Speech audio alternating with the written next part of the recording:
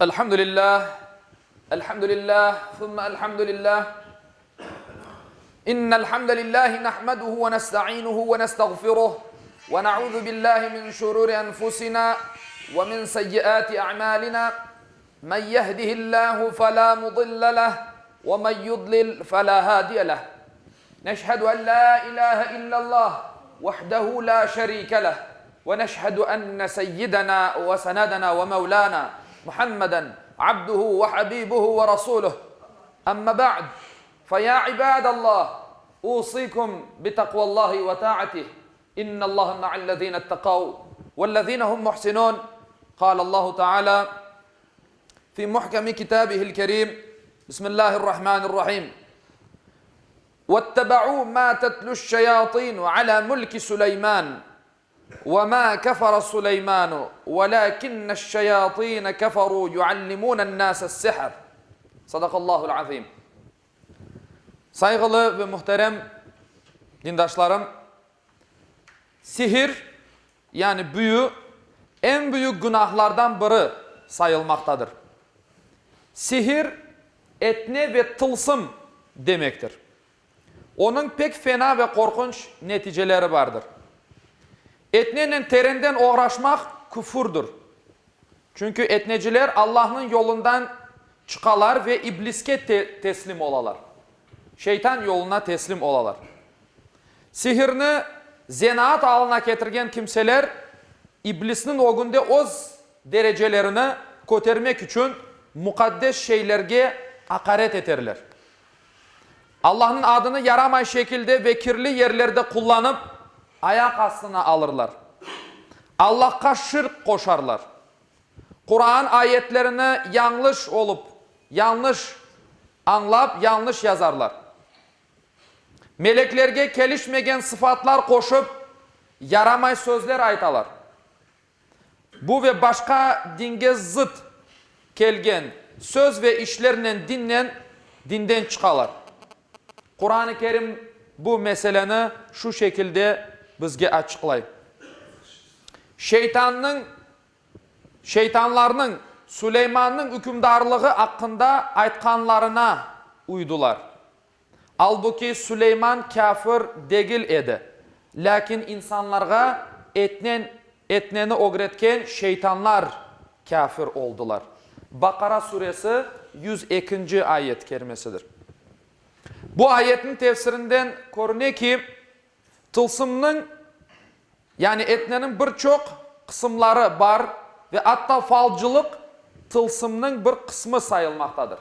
Bir parçası sayılmaktadır. Çünkü cinler andan bundan malumat hırsızlap falcının kulaklarına fısıldaylar.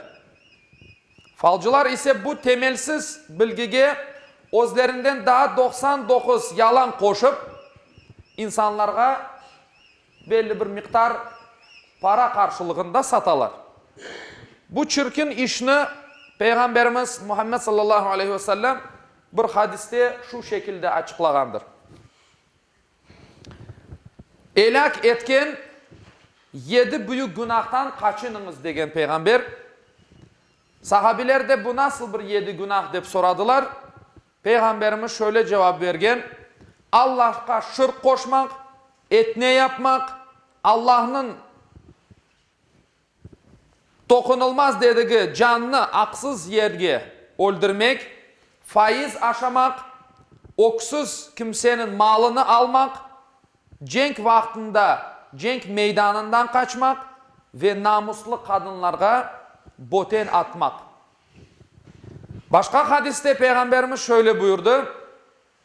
Kim etne, tılsım yapkan ya da fal bakkan kimsege müracaat etse ve onların aytkan sözlerini kabul etse, tasdiklasa, Muhammed'e indirilgen şeylerini kabul etmegendir, inkar etken sayılır.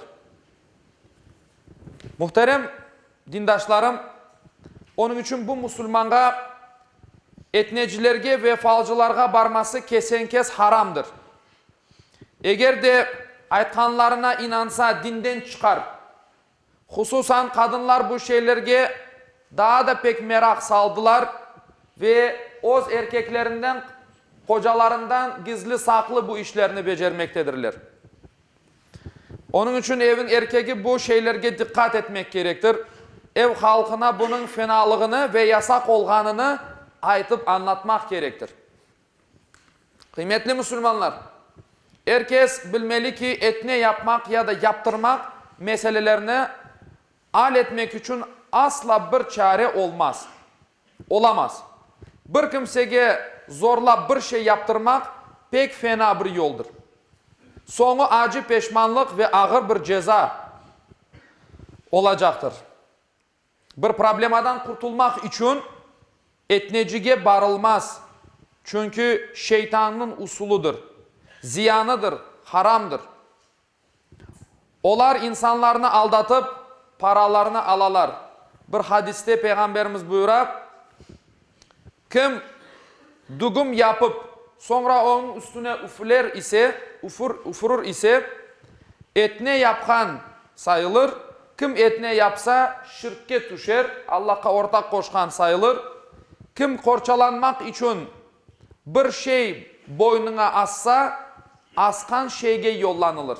Yani o asılgan şeyle baş başa kalır ve Allah'ın rahmetinden, merhametinden mahrum kalır. Bunu da evvelden aytıp geçken edik.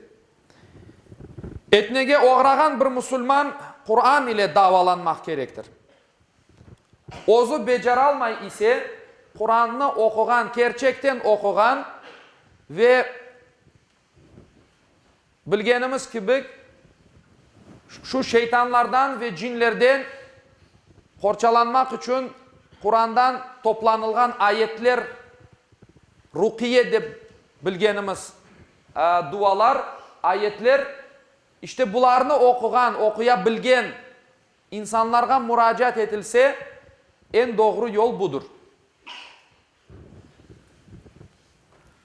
Bu işlerini ticaretke çevirgen insanlar da mevcuttur. Kur'an açıla dep aytıla, halkımızın içinde bitaylar, dedeler işte Kur'an açalar. Kur'an açmak güzeldir. Kur'an açıp okumak demektir.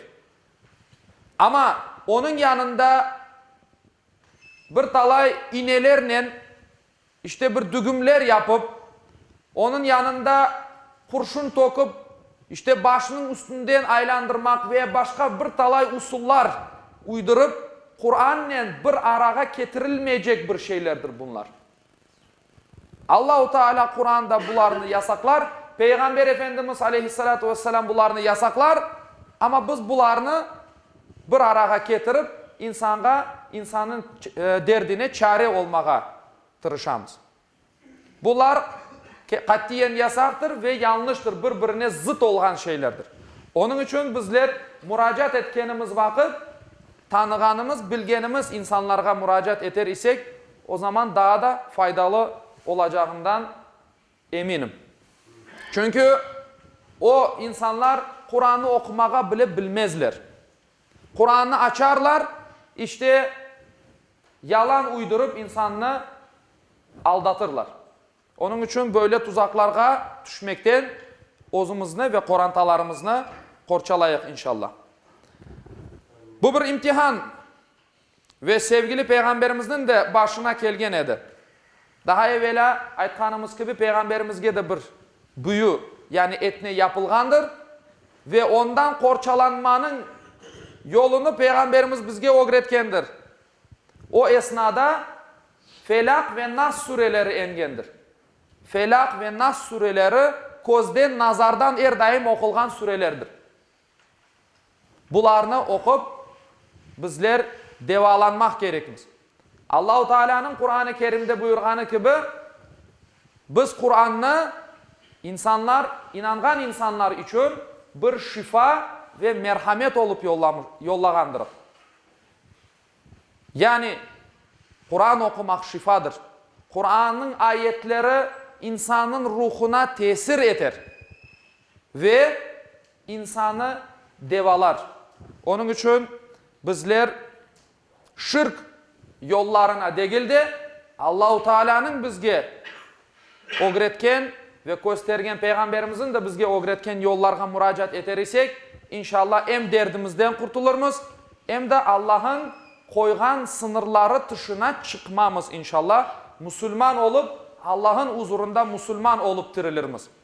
Allah-u Teala cümlemizge dinini ihmal etmeyip, ne aceti olur ise olsun, insanın aceti dini anlayışından, dini bilgisinden ve dini duygularından vazgeçirebilir.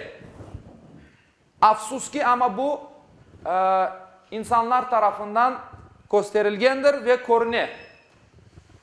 Onun için Allah-u Teala dinine sımsıkı sarılı olgan, kavi imanlı olgan, ne derdi olursa olsun, kıyın vakitte ve güzel günlerde tek Allah'a müracaat edip, Allah'tan bir şifa, Allah'tan bir yardım istegen kavi imanlı Müslümanlardan eylesin cümlemizde inşallah. Ve ahiru da'vana enilhamdülillahi rabbil alemin. ألا إن أحسن الكلام وأبلغ النظام كلام الله الملك العزيز العلام كما قال الله تبارك وتعالى في الكلام وإذا قرئ القرآن فاستمعوا له وأنصتوا لعلكم ترحمون بسم الله الرحمن الرحيم إن الدين عند الله الإسلام صدق الله العظيم.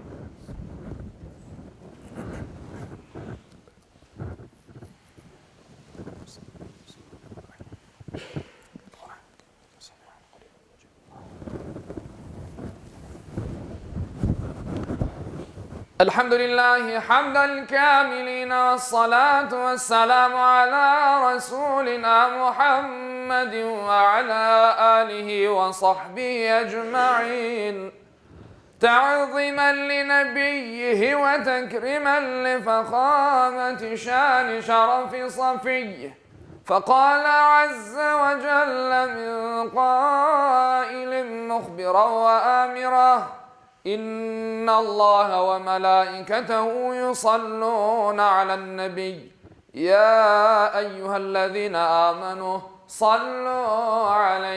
صلوا عليه وسلموا تسليما اللهم صل على محمد وعلى آل محمد كما صليت على إبراهيم وعلى آل إبراهيم إنك حميد مجيد اللهم بارك على محمد وعلى آل محمد كما باركت على إبراهيم وعلى آل إبراهيم إنك حميد مجيد اللهم وارض عن الأربعة الخلفاء سيدنا أبي بكر وعمر وعثمان وعلي ذوي الصدق والوفاء وعن الأنصار والمهاجرين والتابعين إلى يوم الجزاء وعن كافة المؤمنين والمؤمنات والمسلمين والمسلمات الأحياء منهم والأموات بفضلك ورحمتك إنك سميع قريب مجيب الدعوات برحمتك يا رحمة الله.